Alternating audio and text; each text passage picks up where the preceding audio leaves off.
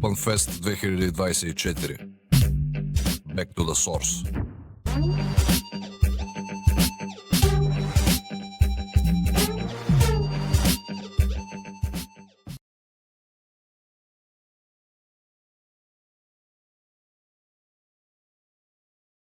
Which is Beyond the Code, How to Build a Community Around Your Tools.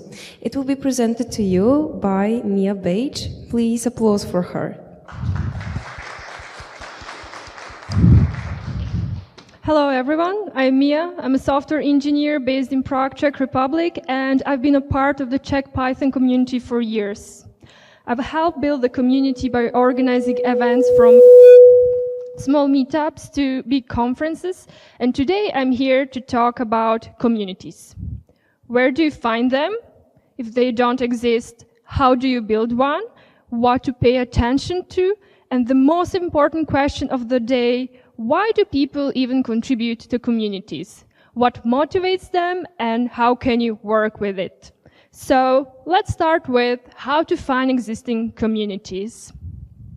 The best page I know for finding existing communities is meetup.com. It works around the globe, so if you're traveling somewhere, you can check out if there are some events. Also, Facebook is used nowadays, and it's used a lot, especially by students, where you can find lots of groups there. And also there are lots of initiatives, like, for example, hackerspaces, which have charters in many places. If you work with some specific tools, frameworks, or languages, sometimes these have their own pages. So, for example, for Python, you can check python.org, where you can find all the events happening around the globe. And some languages also have some aggregators. So, for example, if you're working with Ruby, you can go to Ruby conferences and find all the conferences. So you wanted to find a community, you went, check all the internet, everything, and you couldn't find anything. So you've decided to build your own community. How to build a community? Where do you even start? My first advice is start bottom up. That means start with something small, which you can organize in a team and a few people. For example, you can organize a meetup, workshop, sprint, hackathon, or a micro conference. If you already have some teams, if you have some group of people who are used to working together and you have some community, then you can decide maybe to organize a multi-day, multi-track conference. This is something which requires more effort, therefore you need for that more resources, more financial resources, more people, but it is longer and it offers more content. One thing which you also can do, which also enriches your local community, is to host an international conference. So if you already have some local community, you can decide to host some conference which is dedicated, for example, to some specific technology which is traveling around Europe or, for example, traveling around the world. So if we have a look at the Czech Python community events, it all started in year 2011 when there was a Python meetup created in Brno. After it, there was PyLadies workshop founded, and the third year there was PyCon founded in Brno. In the next years, 2016, 17, 18, 19, and 20, you can see all the same meetup, but they spread to different cities. And in 2023, we hosted EuroPython, which is the biggest European Python conference. In 2024, we also had EuroPython, and we decided to experiment and try a new event, micro conference. There's one fun fact here. So the event Pivo was founded in 2011 because the original organizers wanted to attract EuroPython. Because if you want to host an international conference, you need to have some community. So they were thinking, let's start bottom up and let's start building something. And it happened after 12 years of waiting that the conference came to Prague. So let's talk about each one of these types of events. How can they look like, for example? So our Python meetup is called Pivo. This is a wordplay. I think you might be able to understand it. Pivo in Czech means beer, but it's written with soft I, and here it's written with hard I, which resembles Python, but you pronounce it exactly the same. So these are informal gatherings, which in Prague they are held every third Wednesday. You can see down there how does it look like. So there's a bunch of people in a pub just sitting, talking. On the picture above, you can see from the other side, so there's a projector and there's someone having a lecture there. On the left side, you can see one of our famous traditions. At our every meetup around 11 p.m. before we go home, one of our co-organizers, Honza, goes and orders shot for the whole pub. This green thing, it's called zelena, which literally means green, and it's a Czech liquor which, if you ask 10 people if they like it, 9 out of 10 would say they hate it because it tastes like mouthwash, but it's kind of a thing that everyone drinks. I personally would be that one person that likes it. And we have this tradition that we just have shots and then we go to other place or we go home. One of the things you can also notice here, which I think is very important, is except of this green liquor, you also have juice. I think this is very important, especially for us, because our whole meetup looks like drinking, because you can see our logo and it's held in a pub. Lots of people are abstinents. They don't drink alcohol for any reason. And I think it's also important that if you have some common rituals, like for example, you're drinking shots at 11 p.m., it's important that everyone feels welcome and everyone feels included. So it's not like just certain people being engaged in the ritual, but everyone can also have a shot. So far, we've had 527 meetups in 6 cities, and currently we have around 18 organizers. Another kind of meetup which you can do is a bit more formal. So, for example, we have PyData, which is a meetup which is oriented on data. And these meetups are a bit different because they're a bit formal. They're inside companies usually, so they're like held once in a few months, but there will be 2 or 3 of them, while our meetup is every month, but sometimes we don't have any talks. We just have, for example, lightning talks. And after it, there's always some networking with some drinks and with some finger food. Another thing you can organize is a workshop. So we have PyLadies, which are workshops for beginners, and they're held every semester. It works in a way that there are lessons on basics of programming. So there are courses which usually are 3 months long, and after it there might be some advanced ones. And they usually learn basics of programming. So far, we've had around 120 courses in 6 cities, and we've had around between 1,000 and 1,500 participants. I'm very happy to say that among organizers, we have plenty of folks who went through PyLadies courses, and so they learned programming on their own with the course, they really liked it, and then they decide, for example, to also be involved in the community to give something back. So, for example, to coach or to teach others or to organize something. So such workshops are a really nice way how to bring some fresh blood to your community. Sometimes some people ask, like, why do you need such workshops? Why do you need workshops which are primarily targeted at women? Or, for example, why do you need which are for beginners? The way I see it is that you can imagine it as an acceleration lane. So, for example, if you have a highway where everyone goes 120 kilometers per hour, you can create a lane where they can accelerate in a safely manner, so they feel safe there, and also everyone feels safe. All the materials created are open source. You can find it online. And I always knew that there are lots of people contributing to it because I think it's a very nice project, but I was also very surprised to find out that it has 70 contributors. So 70 people have contributed to materials online created only for beginners to learn programming, and I think this is this is amazing. Another thing you can organize is a micro conference. So we had last year for the first time Python Pizza in Prague. The reason why it was organized is because we gathered at PyCon, which is a conference similar to this one, and we started thinking, how about trying something new, just to experiment, to bring something new. And one of the things with conferences is that very often you go there, you sit the whole day, and you have to pay attention, you're tired. But Python Pizza is a bit of a different format. So the way it works is that you have talks which are 10-minute long. So you can imagine it's something like longer lightning talks. And here you can see some example of it. So there are talks 10 minutes long, and in between you eat pizza. And after we organized it, we asked people to fill a survey for us to have some feedback. And I was very positively surprised that 91.4 people said that they would totally like to attend it, with 8.6 maybe. And surveys are usually very negatively biased because people who decide to fill in surveys are mostly people who are not happy about something or they would like to complain. So I was very happy to see that people really enjoyed it, and now Python Pizza is spreading to other cities. And after it, I read a blog from one of the co-organizers of other events who went there and said, so unlike other events, I watched and listened to everything. If I wasn't interested, I knew it would only last for 10 minutes, so it was fine. And because of that, I ended up seeing a lot of interesting things that I probably wouldn't have noticed otherwise. At home, I went through the recordings and reminded myself of what I saw and learned. I actually learned something. And I think this is a very nice thing, and this is my personal experience as well, that if something is only 10 minutes long, even if you're not interested in the topic itself, you would sit there because it's just 10 minutes, right? So you would just stay there.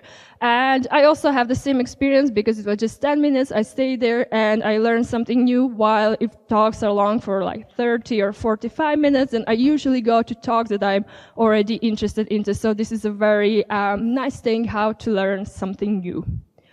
One of my favorite events is sprints. The way sprints work is that we just gather together and work on community projects. Nice thing about it is that everyone contributes. So on the picture down there, you can see people building a tent. We also cook lunch together, prepare food, clean everything, prepare everything. So there's this kind of community feeling of people working on things together, which is a really nice thing. And in the evenings, we have a bonfire where we sit and we grill sausages or veggies or whatever, and there are people around sitting and talking and singing. So this is a very nice thing which you can also organize with other co-organizers and work on some projects for which, for example, you don't have time to update during the year. Then, obvious choice conference. We have PyConCZ, which is a conference that has last year it had 600 participants, so it's similar size to this one. You can see here the venue. It was held in an ex-monastery, which is very nice building.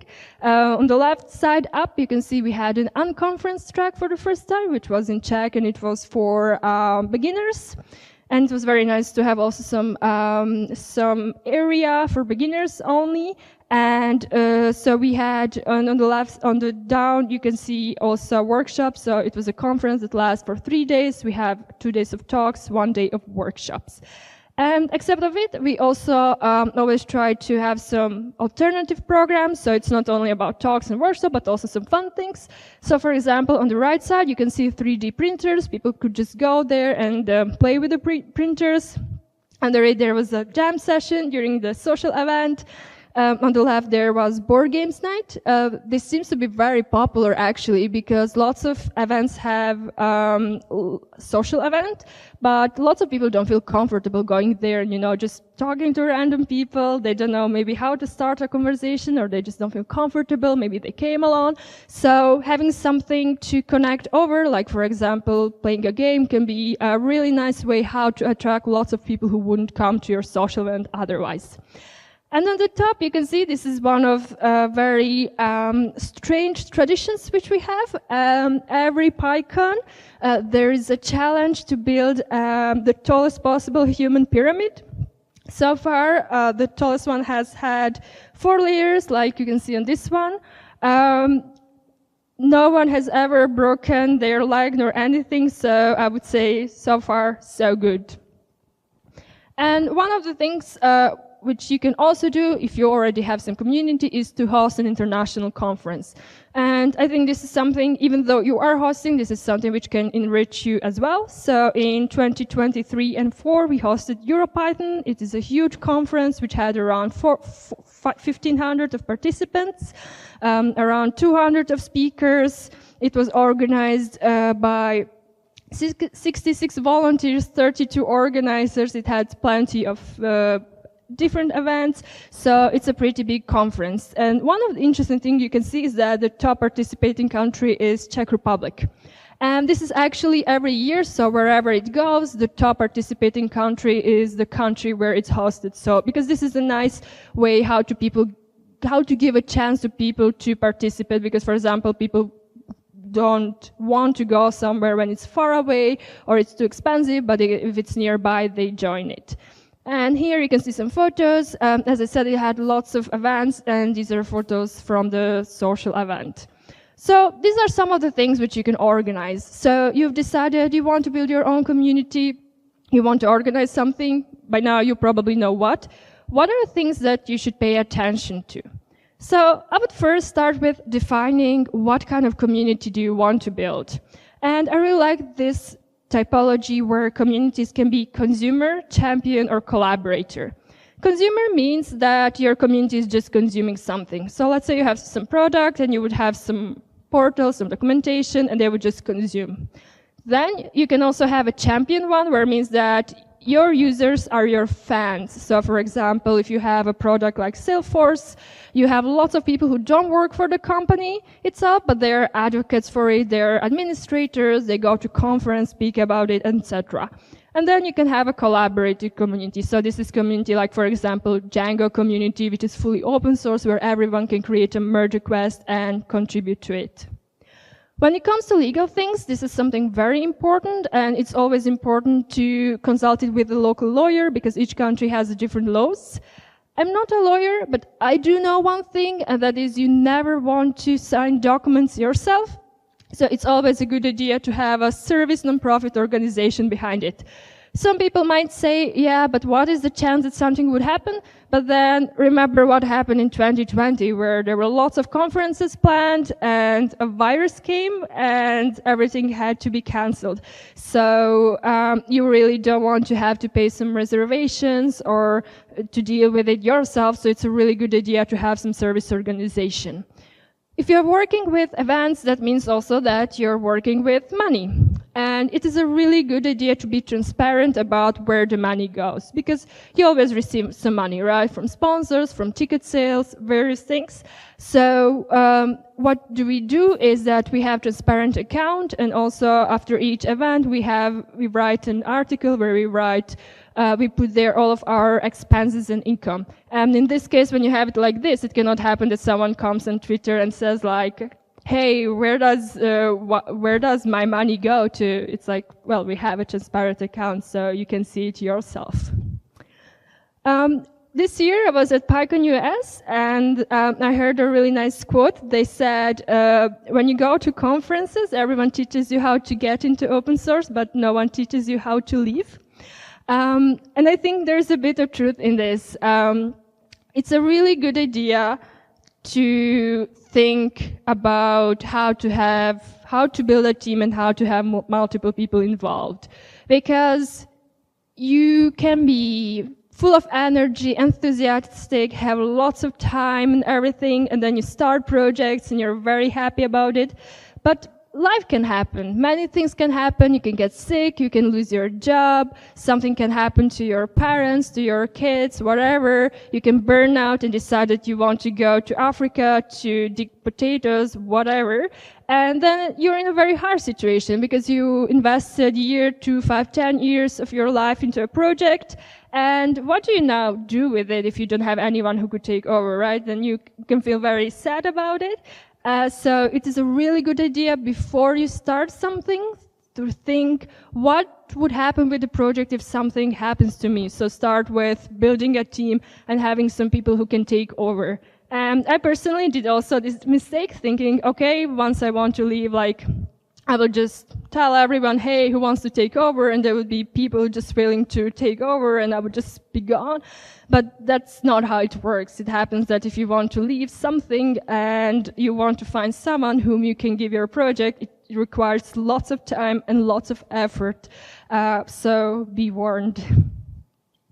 When it comes to managing expectations, I found a really nice article that I recommend you reading if you're involved in any kind of open source. I will share the slides with you later so you can find it. And it's about how to set expectations for open source participation. And the author says, As soon as you start demanding or expecting something from open source, you have stopped viewing it as it was intended, and that distortion can be poisonous. When I choose to donate my precious time to open source, I do it voluntarily as a nice thing that I enjoy doing. I didn't do it because someone demanded it of me, and instead I feel that my time is not appropriately appreciated as the gift that it is. I stop enjoying doing open source. And when someone stops enjoying their contributions to open source, they burn out and quit. So this is a very big topic. Lots of people are burning out and quitting, so I think that you should pay lots of attention to your expectations, because in community projects, here I'm assuming you're working with all people volunteers, everyone is a volunteer. Speakers are mostly volunteers, and other co-organizers are volunteers as well. So if you're contributing to something, what are the principles that drive you to contribute, or what do people need in order to be happy contributing to something? There was a research around 15 years ago where they tried to figure out what are the ingredients of successful collaboration, and they came up with a SCARF model. So for one to be happy with contributing to something, they need some status. It doesn't matter what kind of status it is, but it has to be defined. They need some certainty. Our brain doesn't like dilemmas. Our brains don't like working in a chaotic environment, so the more structure you have, the better. Some autonomy. No one likes to be micromanaged. People like to have freedom to decide for themselves.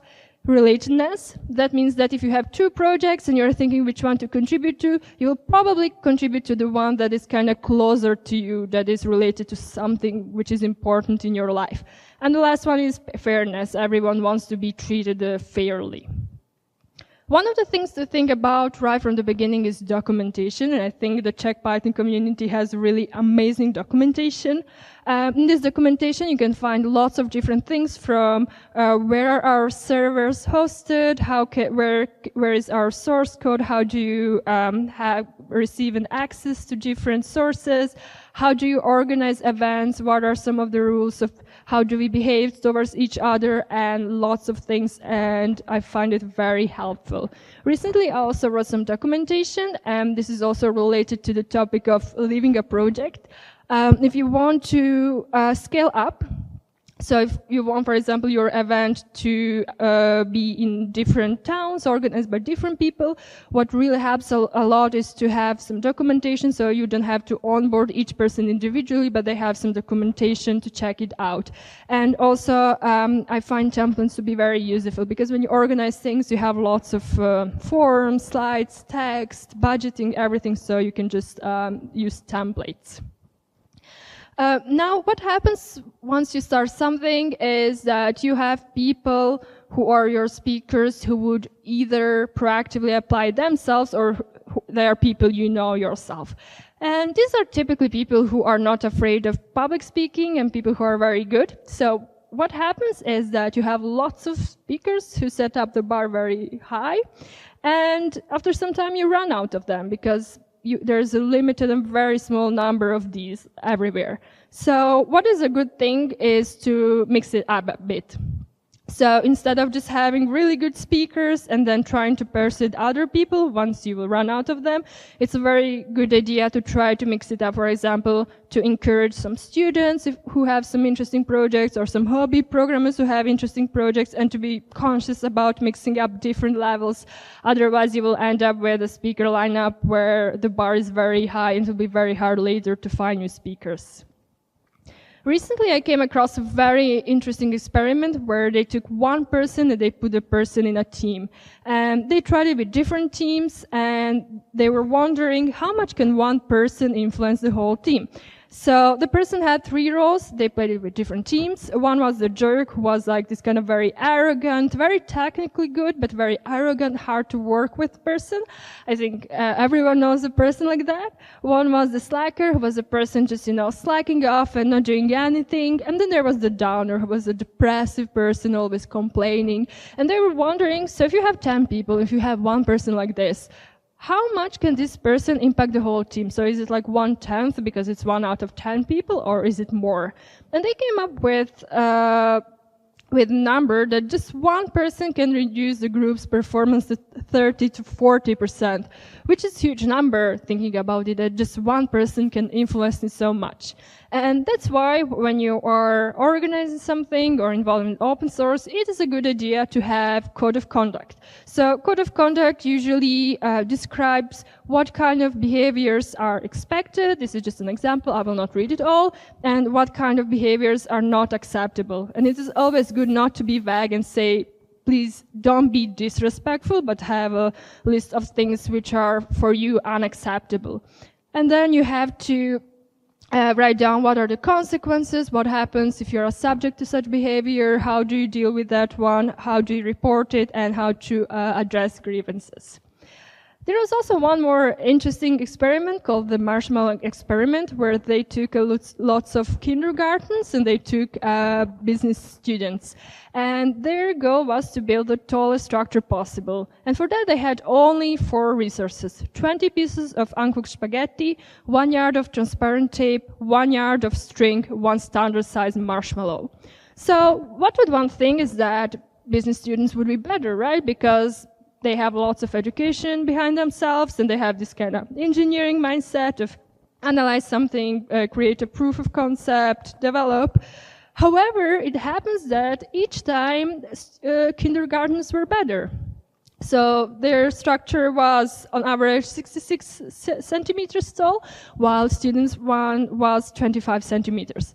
So the scientists started wondering, maybe there's something wrong with the students. Maybe they're not that smart as we thought. So let's take a group of lawyers. Let's take a group of CEOs. Let's take a group of executives. And every time when they tried it out with different groups, it was always kindergartens who were better. And the reason why it's fascinating and that is that kindergartens never cared about social hierarchy. So they never cared about status, about what do I do if we are building something which is wrong? How do I say no? Who is the person who is building the product? How do I say that something is a stupid idea? What is the process about it? They were just experimenting. So it was just like, trial, error. I try, it doesn't work. I try it again. And in groups, people usually spend lots of their resources thinking about these things, like, should I now speak, or should I be quiet, or should I say that this idea is stupid, or how do I say it, how to be nice? But kindergartens don't do this. We have 2 types of thinking.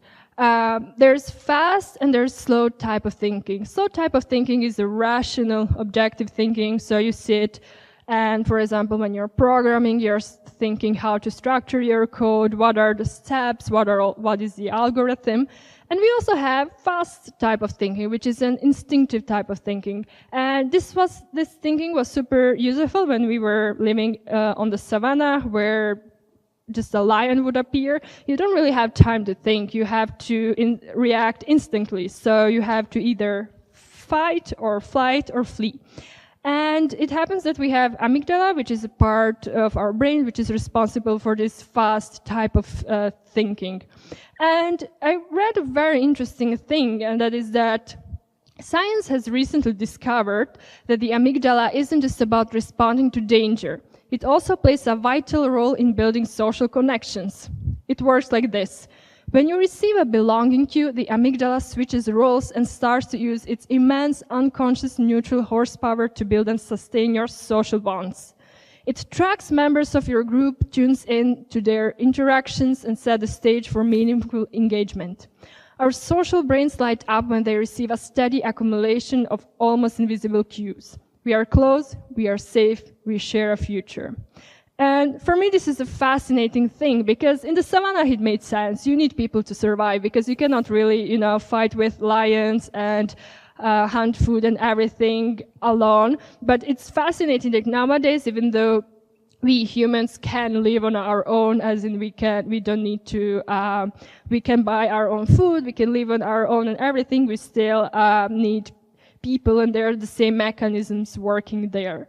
So now the question of the day is, why do we contribute to the community, or why get involved? What do you get out of it? There are 3 layers of human connections. We humans, we all need connections. The first layer and the deepest one are co-relationship. This is a relationships where are our families, our partners, and our close friend. Then there are close relationships, which are our friends, colleagues, and extended family members. And there are casual relationships, so broader community acquaintances or members of organizations one contributes to. How much one of these needs, it's very individual. So some people need 20 friends, some need just 2 friends. Some people feel belonging somewhere just because they were born somewhere and, you know, they go every day, they see the same people, they have the same rituals. Some people live in a big city, for example, and they need to build a community by themselves. So this is very individual. But the interesting thing for me is what happens if one of these is not there in our life? Intimate or emotional loneliness is the longing for a close confidant or intimate partner, someone with whom you share a deep mutual bond of affection and trust. Relational or social loneliness is the yearning for quality friendships and social companionship and support. Collective loneliness is the hunger for a network or community of people who share your sense of purpose and interests. These 3 dimensions together reflect the full range of high-quality social connections that human needs in order to thrive. The lack of relationships in any of these dimensions can make us lonely, which helps to explain why we may have a supportive marriage yet still feel lonely for friends and community. By the way, this is from a very interesting book called Together. This is from a guy who was a surgeon, and he wanted to find out what was the biggest thing which influenced negatively the public health in the US. So he thought maybe it's obesity, maybe it is unhealthy way of living, maybe it's air, and he found out that actually the thing that is very hard on people nowadays is loneliness, which is a thing that we are not really talking about a lot. And which kind of relates to Maslow's hierarchy of needs, which you probably saw sometimes in the past, that we have different needs from physiological ones, safety, love and belonging, self-esteem to self-actualization. And I think love, belonging, and self-esteem are the one that kind of drives us to be part of some groups, to be part of some communities. So, according to Maslow, humans possess an effective need for a sense of belonging and acceptance among social groups, regardless of whether these groups are large or small. Being a part of a group is crucial, regardless if it's work, sports, friends, or family. The sense of belonging is being comfortable with and connection to others that results from receiving acceptance, respect, and love. For example, some large social groups may include clubs, co-workers, religious groups, professional organizations, sports teams, gangs, or online communities. And for me, this is fascinating that actually, I think the main reason why most of people are involved in some kind of community work is because they have a really strong need to be a part of something. One of the really nice things about community work is that you can learn lots of new skills. So for example, if you're working with media, you can improve your creative skills by creating some media assets, or you can learn to work with different tools for it. Then your writing skills, communication skills, because you're always communicating with a wide range of people. Organizational skills, because obviously you're organizing things, leadership skills, because you are working with people, and building mental resilience. And one of the reasons which I left for the very end, because people often say that they are involved in these kind of things because of networking. I think for many people there are way more reasons than this one, but I also left this one here. For me, networking is also one of the things that is that kind of community helped me with. So, for example, I found my current job by going to a meetup, which was held at the company, and I really liked the company. I liked how it was there, and even though I wasn't really searching for a job, they said, "Hey, don't you want to work on such a product here?" And I was like, okay, let's see. And I really liked it there. And I know lots of people who found a job or they heard about an opportunity they normally wouldn't heard about. So I think community can be very good for networking and finding new opportunities. So these were my reasons, but I believe that each one of us involved in the community work has their own reasons why do they do it. So during PyCon CZ, I walked around and asked other community members what drives them to contribute to the community.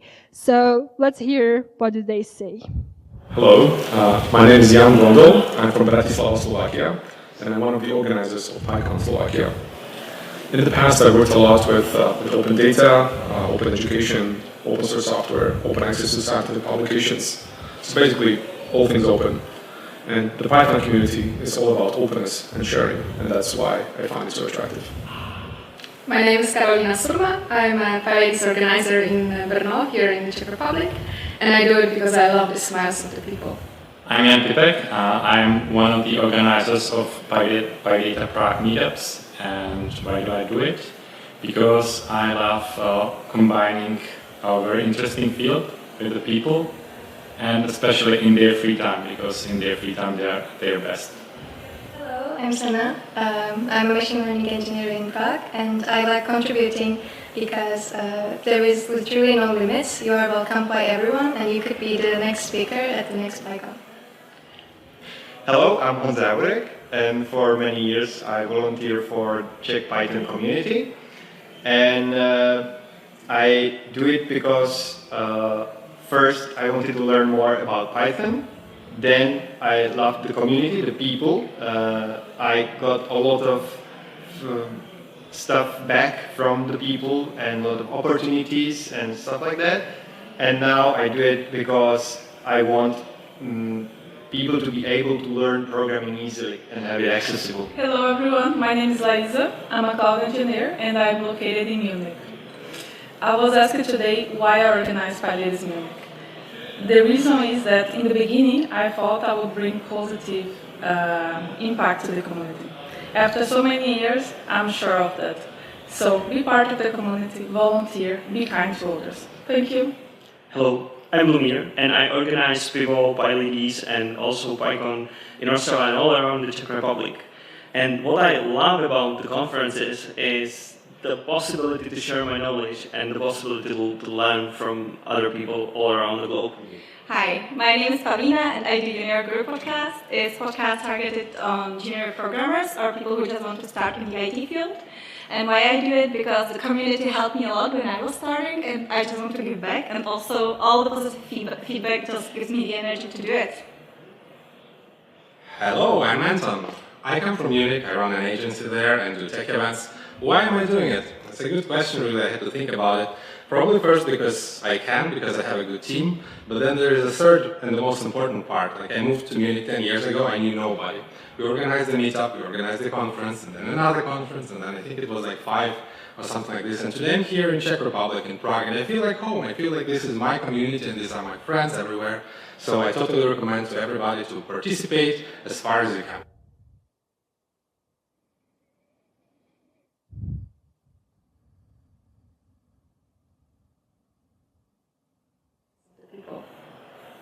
No, that was not what I wanted to say. Thank you for your attention.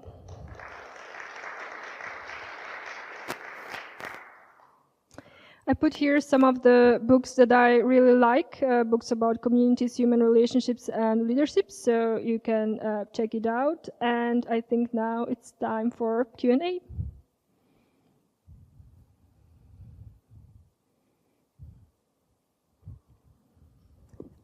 If any of you have any questions, you can stand in the center. There is a microphone, and yeah.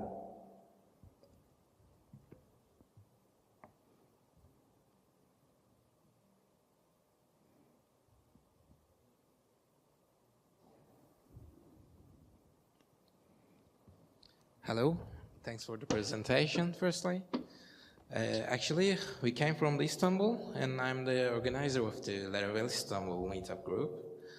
We started before the pandemic, and it was nice to have meetups on site. But with the pandemic, we tried the online meetups, not so bad. But after the pandemic, most of our group are divided on the online because most of the people were attending the events online. And people got used to it, and now our community is a lot of people from outside of Istanbul. It's kind of turned into an online community. So now we are trying to make it on-site again, but without turning our face from the online community. Do you have any recommendations about providing on-site and the online events, maybe together? I don't know. Yes, so I think pandemics in general was very hard. So what we have seen in the Czech Python community is that everything had to be started from scratch. Because after pandemics happened, lots of people changed their priorities. They focused on different things for a few years and they just like fell out of it. And after it, everything returned on site, but these people were not there. They were different people, and you had to start everything, build everything from scratch, which is a very hard situation because you don't have this tradition right.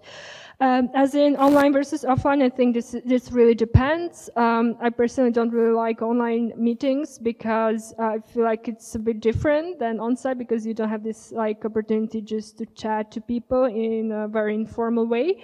One of the things, there's one online community in the Czech Republic called Junior Guru. And they were also discussing whether to meet or not. And one of the things that they have is that even though it's an online community, because they want it to be open for everyone from the Czech Republic, not only from the capital, is that they try to meet at local events. Because we have lots of different local events and they try to meet there instead of making their own events. So maybe to think about if you have people who want to be online, maybe they are not spread around, but maybe they are centered around some towns, so maybe it would work for them to be there. So for example, you could have your meetup in multiple towns.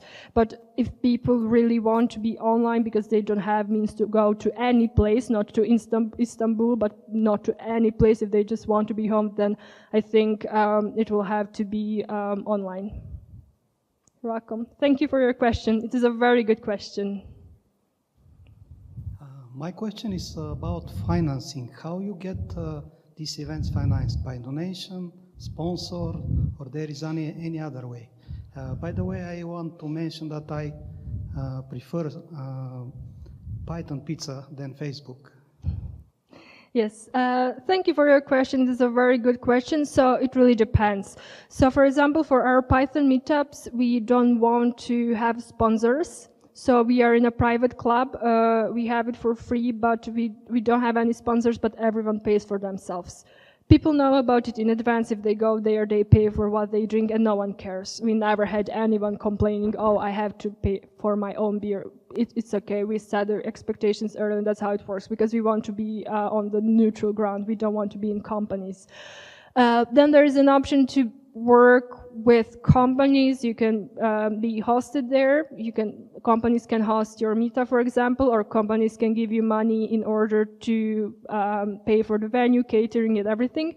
So for some of these events, we have different sponsors with different tiers. So some of the sponsors are big corporates, they have lots of money, some are small startups, so you can have like different packages for them. And also one of the things you can do is ask for grants. So you have lots of service organizations which can help you. For Python, there is the EuroPython Society, which is an organization in Europe that helps Python community, so you can ask for a grant.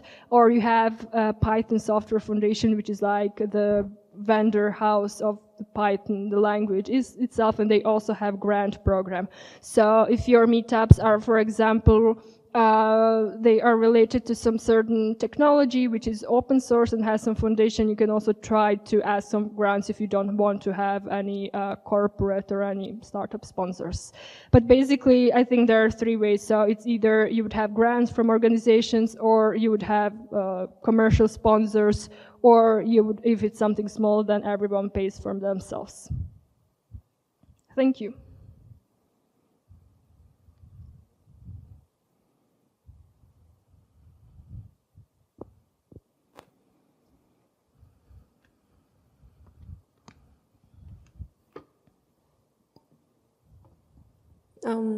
If there is no more questions, maybe we should wrap it up. So thank you, Mia, for your wonderful presentation. Please, applause for her. Thank you.